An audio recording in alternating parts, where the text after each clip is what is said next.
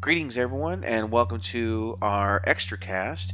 We haven't done one of these in a while, but basically, Lightning Dragon and I had some thoughts about expectations that people have when it comes to gaming, and partially due to their own personal and sometimes the messages that were given by game companies when games come out. And the inspiration for this, for the large part, has been for me No Man's Sky, where things that were No maybe man's ripoff. and were things that were said and things that weren't said but implied, things like that. That basically what you got is nothing near what was even shown. Now I do enjoy the game to a degree, and but I'd be honest with you, I did try to get a refund on it. Was not given the No refund. dice. No dice, which is a little disappointing. But I just have to hope it gets better. But that was, I guess, my fault, I guess, for pre-ordering. So So, whatever. how many patches has No Man's Sky had on PC or not PC on PlayStation? Like two. I'm not sure, but on PC it was two small ones. And the only thing I've noticed they reduced a little bit of stuttering and now make some of the buildings float on the planets. So, um, Woohoo! yeah, and I've actually fallen to the planet multiple times now after the patches. Which is So, it's just nothing for you. You can fall through a planet yeah, if the game doesn't even have yeah, planets on it. yeah, that's my skill set. So yeah, but the thing is that so yeah, there really hasn't been any. It's just not what was advertised, What they and need to do is they need to release free DLCs to win back the community in their favor because everyone's absolutely. pissed. Yeah, Everyone is pissed. nobody's going to pay for the DLC. If they think they're going to sell Not DLC, unless they're super hardcore right? and they don't care. Like, oh, this is Eh, exactly what I wanted. Now, Blah blah blah. let me give you some hard numbers here. There was over 200,000 PC players per day or something like that for when it first launched, like 200,000. And by the end of the first week, I they're wonder if we can down. look that up right now. Well, I did look this up earlier. It's down to 15. 15 players on the PC from Oh, 200,000 on Steam, I think is what the metrics were. Um, so that is a huge drop off. And the overall, second search Steam Spy No Man's Sky.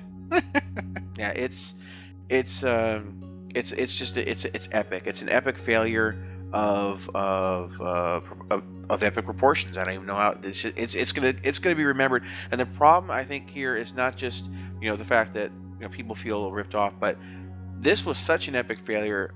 If they don't turn it around and make the game that they said they were going to make with free download content, they're done as a company. Everyone's going to remember Hello Games, No Man's Sky, and they're not going to be getting their next products.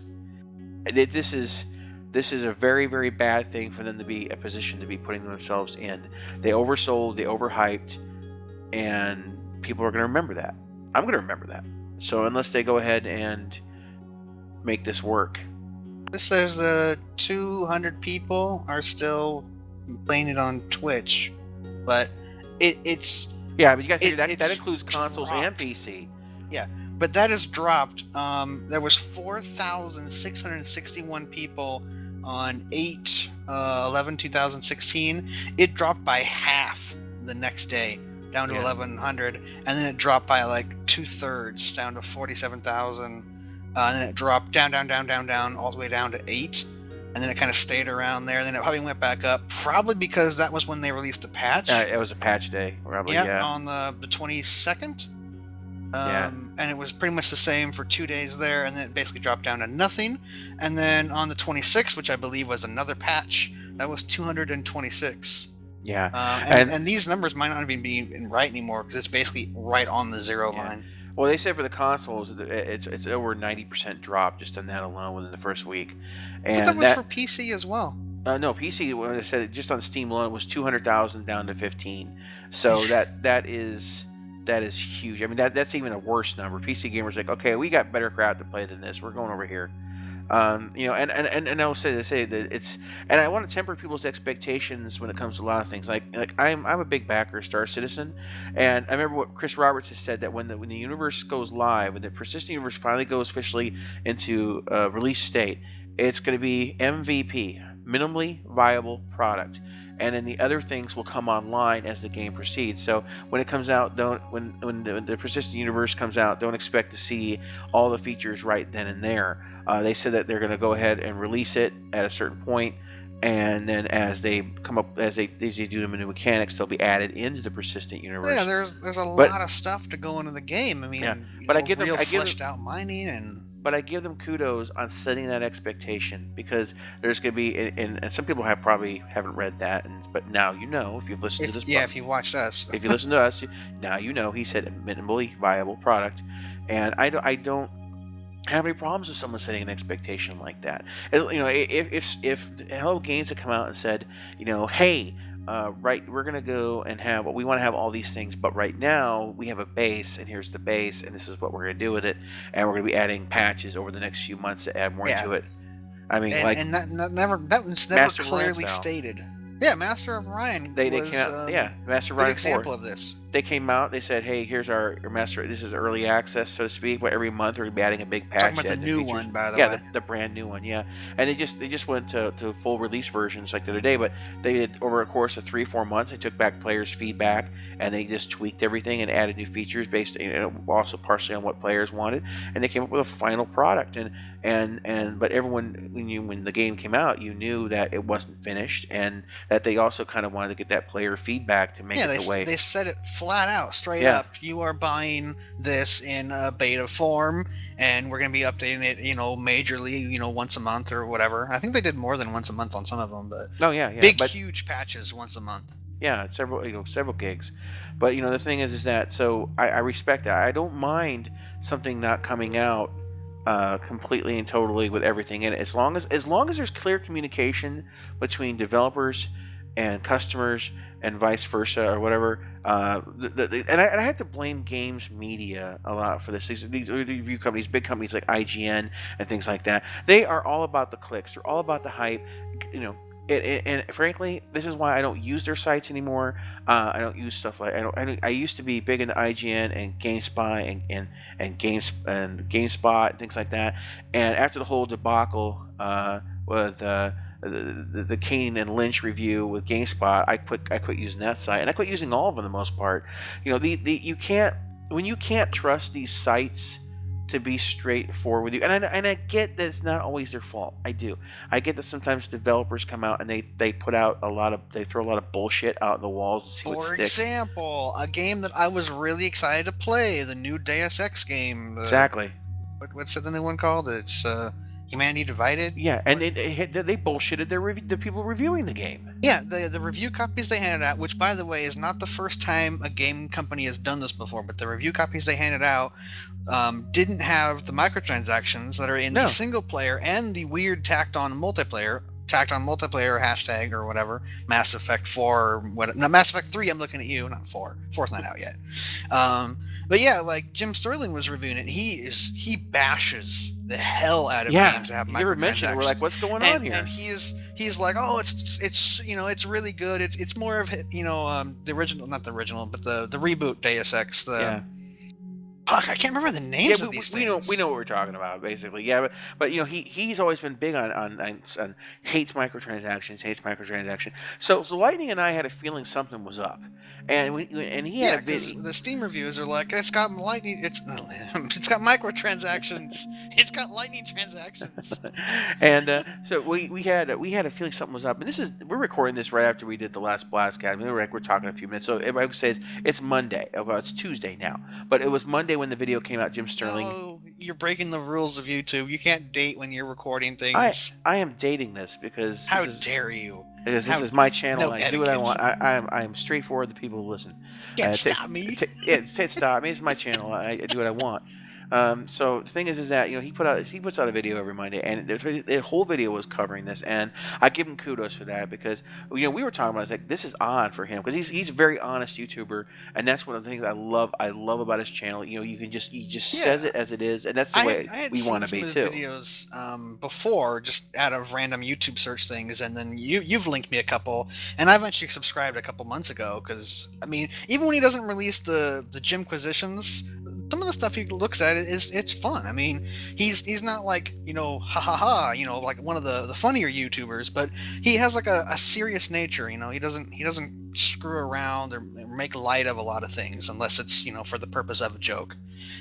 kind Unless of that unless it's dark about humor. the unless it's fuck Konami news, all the news Oh, is they those can are say fuck awesome. Konami. Yes. But no, so yeah, the thing is that and I was so happy to see him do that because it just shows that his integrity. He's like, look, as a reviewer, I need to let you know they gave us copies without any of this microtransaction crap in it, and we didn't even know, Yeah, it was and grayed out. You couldn't right, even click it.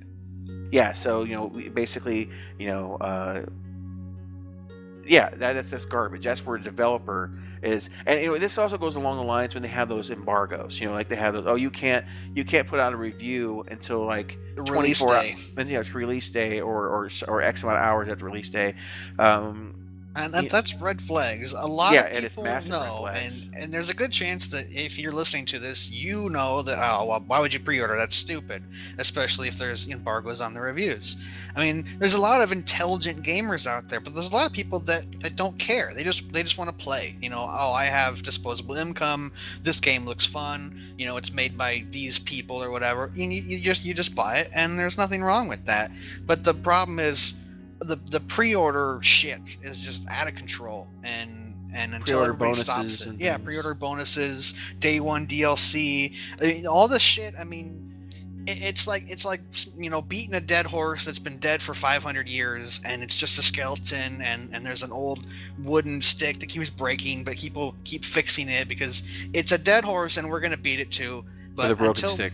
yeah, with the broken stick that's been repaired like 20 times, but you can't pre-order shit. I mean, you just gotta stop.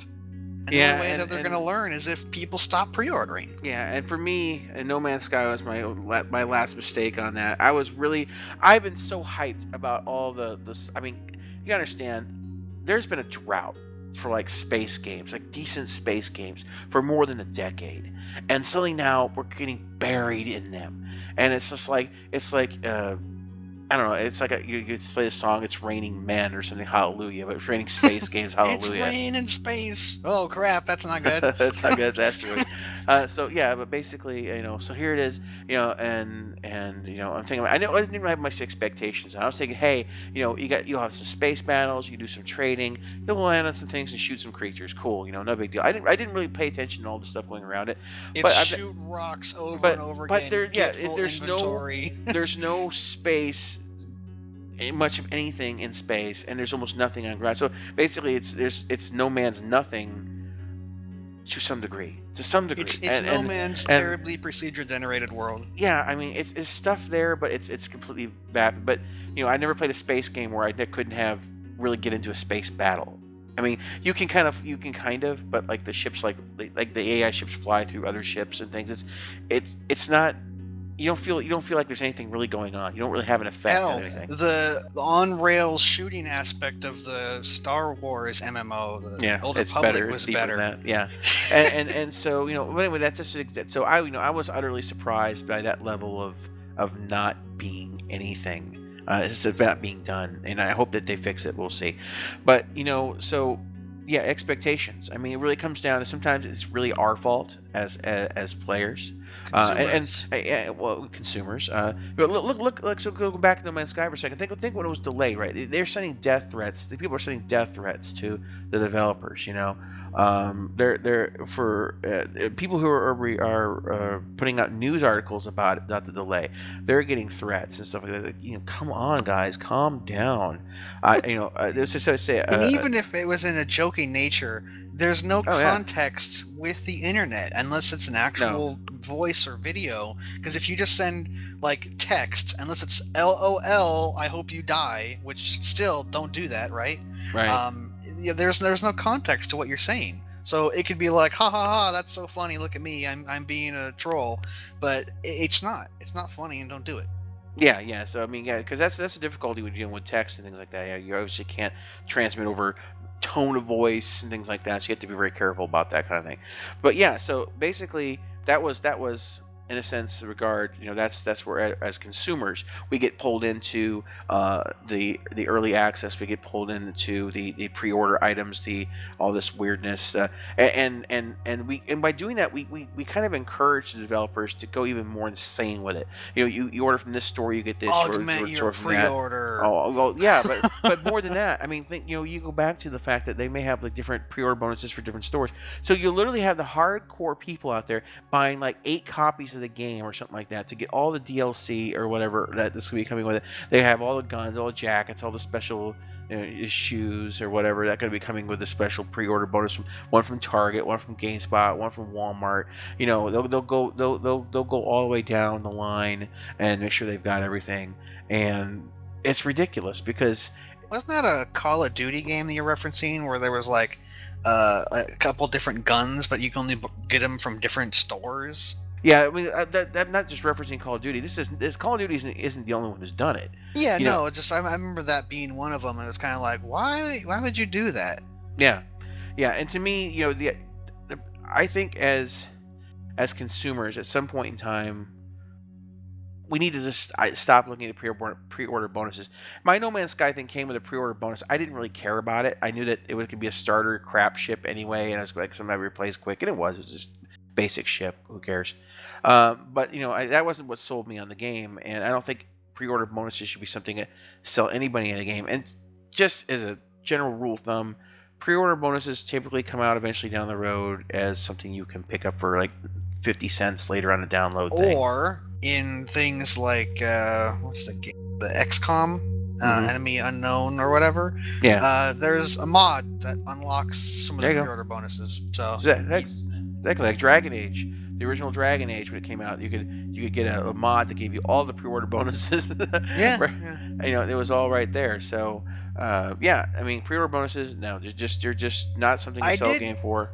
I did pre-order Fallout 4, but it was the day before it was released, and I was hoping there was a preload because I was going to get it anyway. And I know there's a lot of people that don't like what Fallout 4 did. I know that the voice acting kind of thing is kind of weird, but you can use mods to disable the voice, or you can use mods to display the full text, and I can use that as a argument, but at the same time, people don't want to hear that because it's like, well, it shouldn't have been like that in the first place. But if you really liked that style, no voiced protagonist or whatever, there's probably other games that are doing it. I mean, there's more than like 5 developers out there that are making games. Wasteland 2, I don't think there's any voice acting in that, and that's got massive reviews if I remember. And that's the game that Fallout was based off. Yeah. I mean, that's just artistic vision too, as well. I mean, we have to allow the developers to have. They were going for a more of a, in a sense, they were going for a more defined story on that. They were really kind of, you could probably see if they did it this way, and depending upon the reaction, you can imagine that the next Elder Scrolls, Fallout 5 or whatever, Elder Scrolls, or even Elder Scrolls is probably not going to have a voice protagonist because of the backlash they got. But they'd have to do it for a lot of races. They'd have to do one for Argonian, one for Khajiit. They'd have to do one. Yeah. It would for Nord. You got these different accents. It would just be a mess. I don't think they could do it with. I mean, they could, but it would be a real. I think it'd be a waste of money, really. Waste of time and money, especially with all the dialogue you'd have. Yeah. Unless your responses were like yes, no, maybe, sarcastic. The only voice you need to hear in Elder Scrolls there's only 3 things that needs to be said. Fas, Ro, Da. That's it. Outside of that, there's nothing that needs to be said by any of the characters. Oh man, though, I am tempted if I do eventually, go and get the new Deus Ex game. Even like me personally, if I'm going to buy it, I want it to be at least 50% off, including the DLC, because you're looking at a $90 game for the finished product, and they want microtransactions on top of that. Oh yeah, that really annoys me. Well, but I would play season passes, just murdering everybody. Oh, season passes are awful. See what I do, guys, is as expectations. I when I see a game that comes out with season passes, what I do is I wait a year and I wait for the collector's edition with all the season passes on it and all the downloads on it, and then I wait for the Steam Summer Sale, and then I buy the whole game for $5. and I don't care. I'll wait a year, 2 years, because I got tons of Oh, other games to that's what play. pisses me off the most about Fallout 4 is when they brought out the season pass. It was like $29, I think. So it's like, oh, that's not too bad, right? I mean, they're gonna do like 2 big expansions and a bunch of like little mini expansions or whatever, and it's all included. It's not like the first 4 things, which a lot of people do. But then they raised the price to $50 or something, and it's kind of like, excuse me. I mean, if you look at it, dollar per dollar, if you buy them individually, you are saving like $5 or $10. And I was tempted to grab the season pass for it when it was like 20% off or 25% off, but it's like, no, fuck them. I'll wait until that shit is 75% off, and then I'll buy it, and I'll have a massive Fallout playthrough as I play through the rest of the DLC. Now there is one DLC game, one game I have that had DLC that I was happy to pay full price for when it came out. But this is one of my favorite games of all time, Borderlands 2. Every piece of DLC that came out for that was golden. I don't even know if we finished all the DLC. I remember there was a while we were playing through all of them. Oh man, I think I finished them all, but this every single piece of the DLC on that was, well, no, actually, there's a few things I haven't finished, some of the hunting things. But the thing is that was kind of a weird one. Yeah, but the thing is that every piece of DLC that came out for Borderlands 2 to me was just golden, especially the last one with the Dungeons and Dragons theme. Oh, that was awesome. I mean, a shotgun that shoots swords that explode, pure freaking genius. Yeah, I mean, you're not going to use it for that long, but I mean, it's amazing when at the level you get it, and it's just like, oh yeah.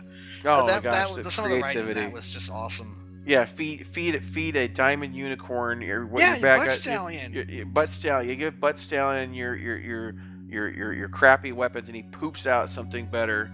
Or I think you give him iridium, and he poops out a gun. But the point is that it just is weird things that they did. The storylines were great. The acting was superb. Anthony Birch and Ashley Birch, Ashley from Hey Ash, What You Playing? She plays Tiny Tina.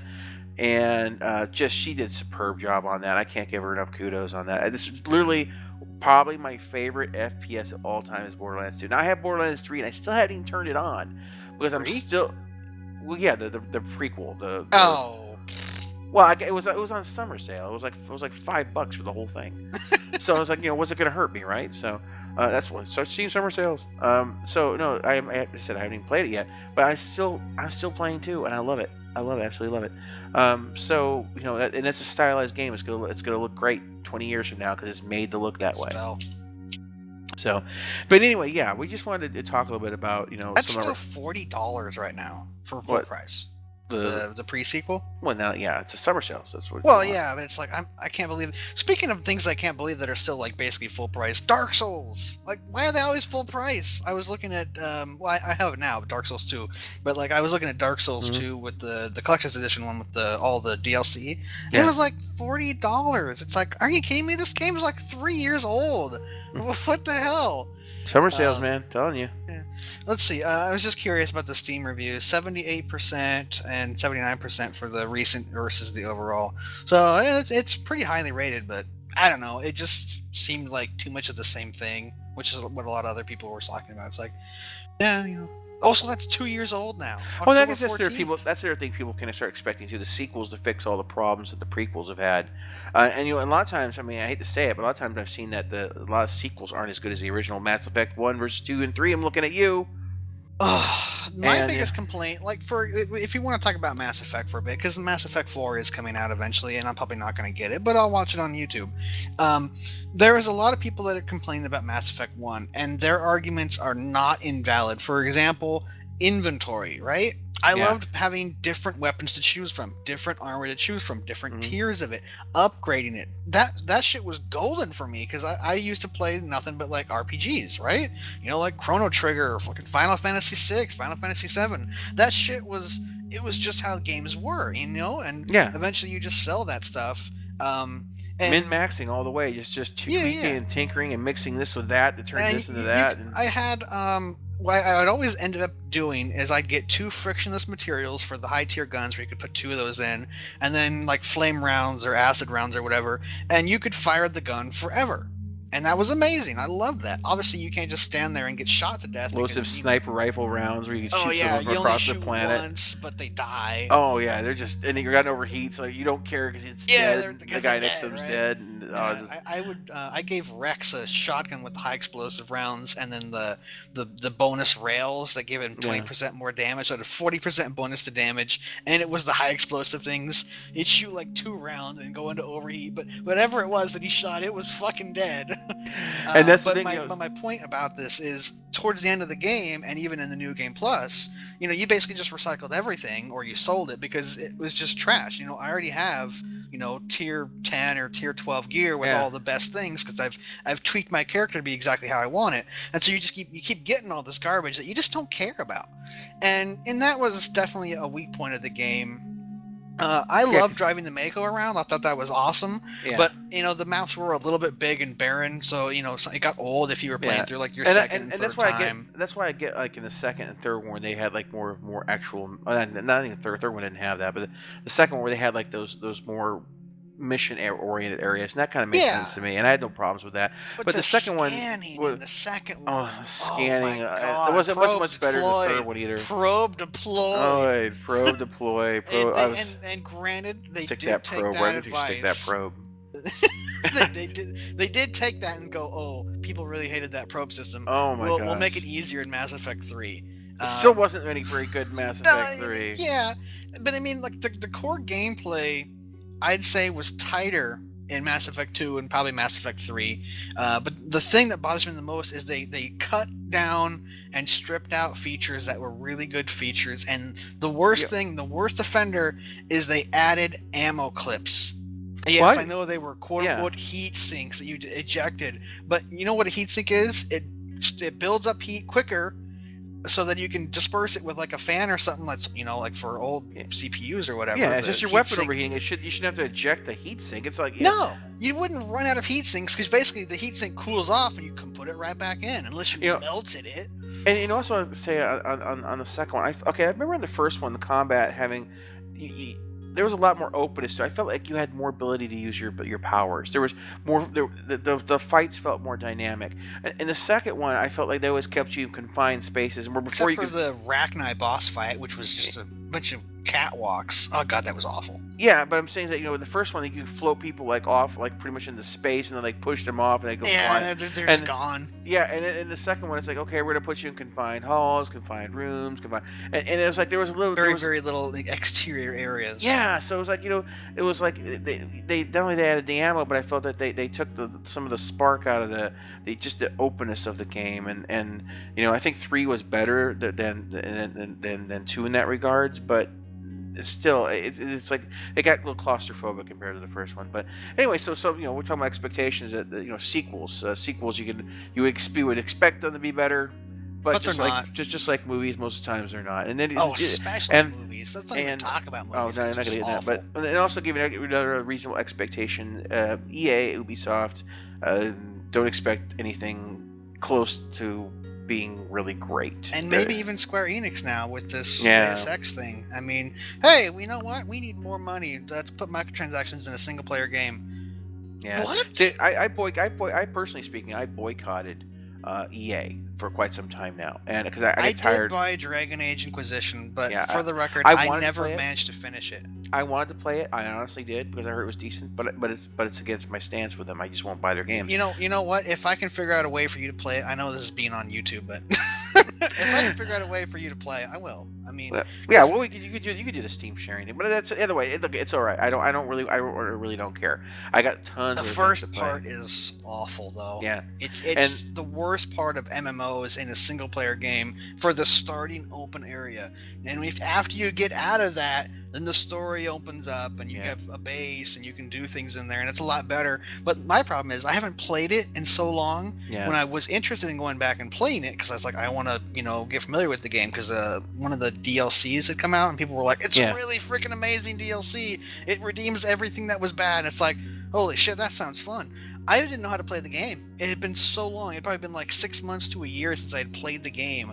I honestly couldn't remember how to play the game, and it was just uncomfortable and not fun. And it's like, oh, I don't want to start over again. But where I was saved I Yeah. couldn't like safely relearn how to play the game because I was like in the middle of a big combat area. So it's like, what the fuck was I doing? Well, yeah. So the thing is that like EA for me is a company that takes a really great idea, sucks the soul and life out of it, so it becomes vapid, and they can put out Packages and sells it to you. and Ubisoft, which is like the sequel king, who will put out the most buggy, broken, constant garbage sequels you can ever imagine. How many Assassin's Creeds we put out this year? I know they're on vacation right now from Assassin's Creed. That's because I was just gonna say that's because they're making a movie.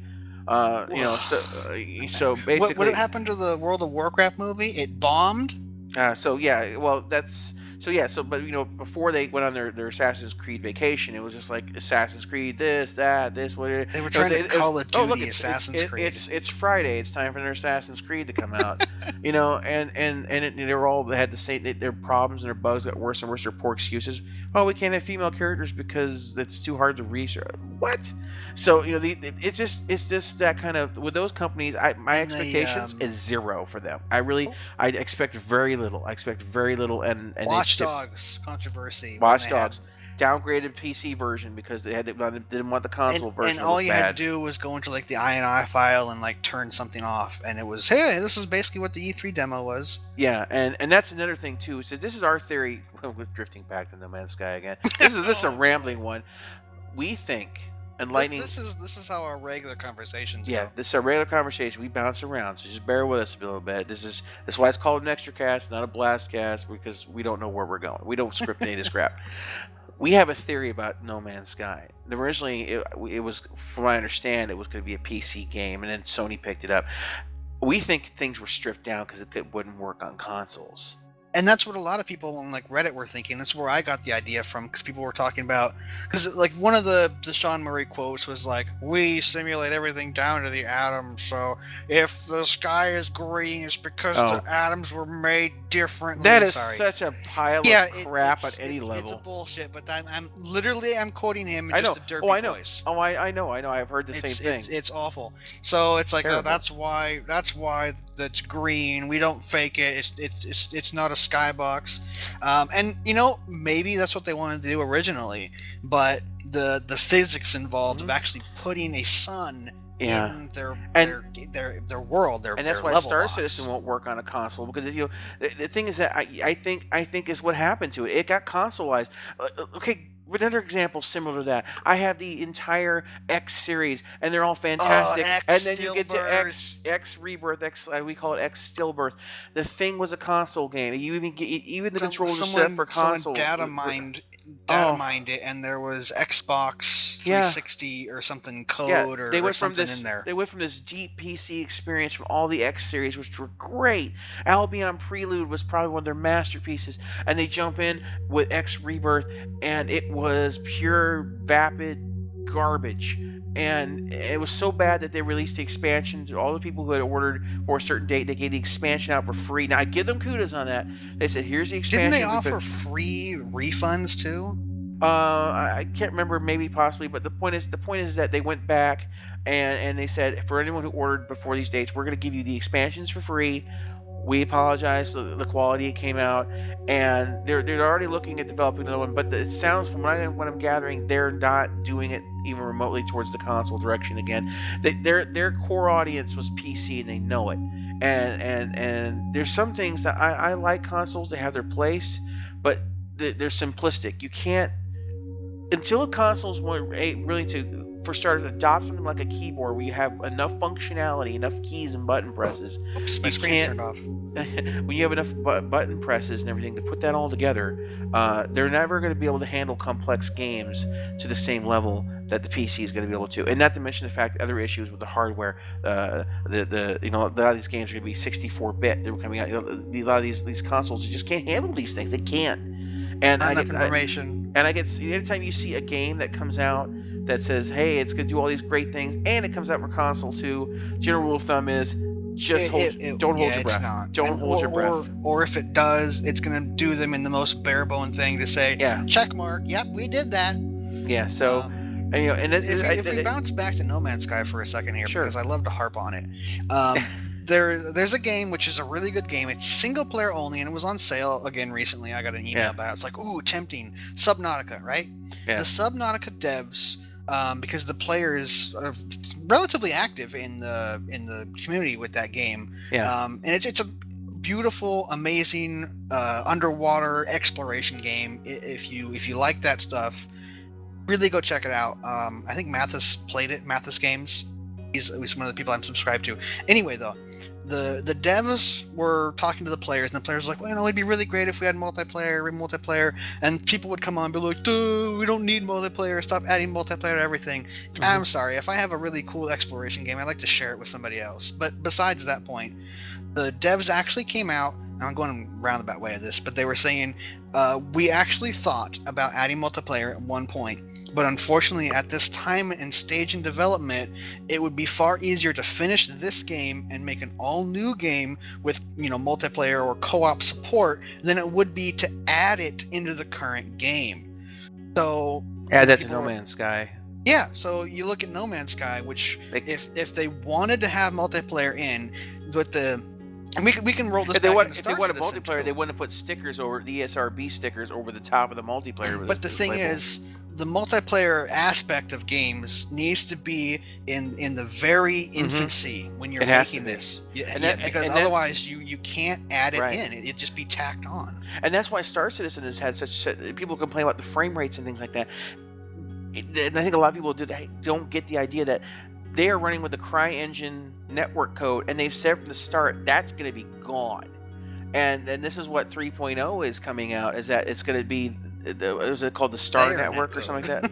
It's going to be their own net code built from the ground up. That's going to do all these layers, and basically we're having dynamic instancing, and not going to limit the frame rate of the game like the base CryEngine one does. And they've got the developers on their teams that built that CryEngine, and they know what they're doing in there. But it takes a long time to build a solid net code. It's not something they have to rip it all out, and they got to reincorporate everything so it works. And this is what 3.0 is about. And so. But the whole game from the ground up, as far as Star Citizen, not Squadron 42, has been built around the idea of being online. So everything's going to be built around that. The amount of the characteristics of certain parts of the game have to be built around that. And so you can't go back to something like Subnautica, like he's talking about. And they got this really pretty world. And there's a lot of things that have to be taken into consideration when you're doing online transmission of data. What's going to be transmitted? What one player does to the world, the second player has to see, and things like that. And you can look at space engineers, right? I mean, their netcode has been a big problem for them for a while. And sometimes it works great, and other times it doesn't. And a lot of the time, it really just depends on, if you're using a dedicated host, how good is their bandwidth? How close are you to the node that they're using? A lot of that just depends on how fast all your internet is. The netcode, how many physical objects you're running, you have little rocks and things. How much stuff is in the game? Yeah. There's a lot of different factors, and Space Engineers is a really, really good example because it's going to be better. Somewhat. Yeah, it's gotten better. They stopped trying to have the game transmit stuff like pebbles and stuff from 2 planets over that your character can't see. Yeah. So they're doing range where basically it just ignores it. And that's what Star Citizen is trying to do with their new code, where it's going to ignore players or enemy or ships that are outside a certain area from you. So you don't have right now you're getting 100% transmission of everything in the game at all times, which is funny too, which is killing your frame rate. I don't know if I've talked about this. I know I've talked about it to you with Neverwinter, right? Original Neverwinter. One of the lines of code for the online side, which basically tells the server where all the players are, and then the server tells the player where all the players are. So you have this kind of this loop that it's feeding information, and that's actually broken in Neverwinter Nights 1. And so because Neverwinter Nights 2 was basically built on the foundation of Neverwinter Nights 1, and we're talking about the BioWare game. I think it's BioWare. And the one Neverwinter Nights 2 was built by Obsidian, which Obsidian likes to pass on the torch of BioWare a lot, and sometimes they get shafted for it because they're not given enough time to make it work. But anyway, they took the original game and they fixed it. They brought it up to 3.5 rule set, because Neverwinter 1 wasn't 3.5 rule sets. I like to call it like 3.1 or 3.2.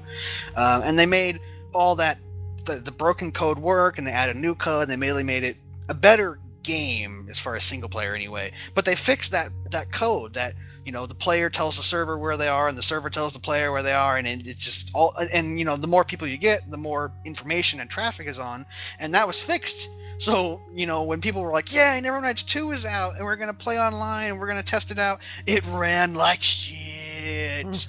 It was ridiculously laggy. You couldn't have more than 10 people on a server, where servers used to have 100. I'm not kidding, 100 people, which doesn't sound like a lot for MMO standards. Yeah. But imagine playing Skyrim with 100 people. That's a shitload of people for Skyrim, okay? Yeah. So you had 10 people, and it was just unbearable lag. It was like dial-up modem and before. Dude, if I was there, I would so be dropping a lot of cheese everywhere. If I was, it was just amazing to watch the server crash. But yeah, I mean, basically, that's just there's so many parts, when it comes to expectations, of what game developers can do, of what we should expect as players, of what. Not to mention how long it takes to do things. Right, and game development takes 5 to 7 years, and a lot of these games, a lot of people get impatient and they go, "Oh, it's been 4, it should be done by now," and things like that. We've got to set realistic expectations, and we also got to understand, start learning, if you're into games, learning what can and can't be done. Now, not the Derek Smart version of what can and can't be done, which is to him was just everything If I he can't do it, no one can. But the realistic expectations based upon bandwidth and other things like that, technology and experience too. Right, and experience. Like No Man's Sky, for example. We were going to keep harping on this. Small little indie team with 15 people. It's 15 people, but only 10 of them are actually developers. I don't know what the other 5 are, but that's what people have been saying. I have no idea. Yeah, I don't want to know, but customer service. Actually, it could be customer service, PR, things like that. Producers, right? Producers don't program. I mean, it's a very, very small company, and they're trying to basically release Star Citizen Lite, right? Star Citizen single player, and it was it. I don't believe they couldn't have done it, but they didn't have enough time to do what they wanted. Not to mention didn't have the right platform either. I think. Yeah. I mean, the PS4 probably was just choking with their hopes and dreams, and basically we have to cut everything to make it work. Yeah, and and you have to also keep in mind that with them, I didn't have any experience with who they were as a studio, and I believe me, I do now. So they've lost me as a customer for the most part, unless they manage to turn this around. If they come up with something really amazing, and I could stand up and give a nice loud slow clap, good freaking job. I believe. First of all, everything they promised, which includes multiplayer, which means they're never going to be able to do it. So if they include all those things, I might buy it. But I'm just saying, if they pull it off, I'll forgive them. No, I mean I will be glad to consider them in the future. If I don't get what was stated, into that blurbed, whispered. Yeah. So then I will just move on, and as far as I'm concerned, I think they burned too many bridges to survive as a company. And it's the same reason I don't buy Ubisoft games, the same reason I don't buy EA games, because of the fact have you heard about that new Mass Effect 4? I'm going to pre-order the shit out of that game. Crap! Done, done. Red, green, blue. Go to hell. I am done. Oh, we're not going to make your typical game that has just an ABC choice ending. That's exactly what you had. Okay, you just changed the ABC to fucking colors of the rainbow. I don't need that crap. I would have preferred that there was just the ending, the game ends and that's it.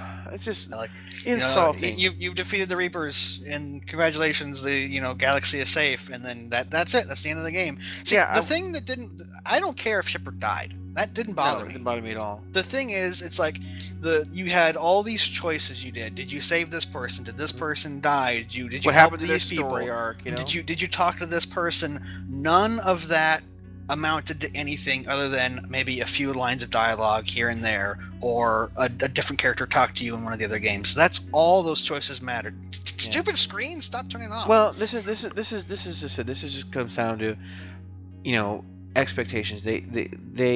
They had so much shown, so much was done right in the first one. You expected the second and the third one to follow suit, but that's why I've given up on those companies. And I look at the indies. I look at people who do The Witcher and things like that. And here's a nice CD Projekt Red. They have a sci-fi game that's being created. It's a cyberpunk game. Yeah, the cyberpunk. Yeah. Yes, it looks awesome. And they said released when we're done. Yes, when we're done, or when it's ready. And that I respect that. And I think any studio comes out and says, it's a statement. It's a rush game, as a delayed game has a chance to be great. A rush game is bad forever. Yeah. something along those lines. So basically, That was the Star Fox guy, wasn't it? yeah, Forget his name. Miyamoto, Yeah, or but the problem is Star Fox Zero is awful. that's It's another issue. awful. So yeah, we could go on and on. Anyway, guys, this is probably gonna blow up my renderer, so we're gonna wrap it up here. But if you have any thoughts about any of the rambling 10,000 things we talked about on this, this is how we normally have. We'll talk like this for like what All 10, day. 12 hours Oh yeah, all day. sometimes. Every day. We go over this stuff. We'll send links from each other back and forth. We're really into this stuff. So if there's a topic that you guys want to hear about on an extra cast, we don't do them that often, but you're always welcome to go ahead and say, hey guys, what are your thoughts on this? We'll take a look at it because we're totally into all the different We aspects dig of into gaming. shit. Oh yeah, we think about it, we debate it, we philosophize. That's a good word for you, philosophize. So exactly. So we want to we love gaming. We love all the things around it. It's very interesting. It's where some people get into cars, and they want to talk about. If Oh, anybody is interested in a good space exploration game, it's a 2D game. It's called Starbound. It just went to sorry 1.0. about it. Yeah. It's a good game. You can play with your friends. You can build shit that matters. I know. What a concept. Oh, wait, it was made by an indie team? Shit. I didn't think that was possible. All right. Well, on that note, we're going to go ahead and finish this one up. Thanks for listening, guys, and we'll get you on the next. So it used to be a random cast, but this one actually that name would be appropriate for this one. But we're going to call it It's very random. We're going to call it an extra cast anyway because that's the name you wanted. It sounds better. I know. It's extra content. All right, I know. Okay. Talk to you later, guys. Have a great morning, day, noon, night, whatever the heck it is. Whenever this video goes up. Bye. This week on the Blastcast, we're going to be talking about the Anvil Terrapin and also the Aegis Vanguard Hoplite variant and some of the thoughts and some of the feelings the community has had about these ships.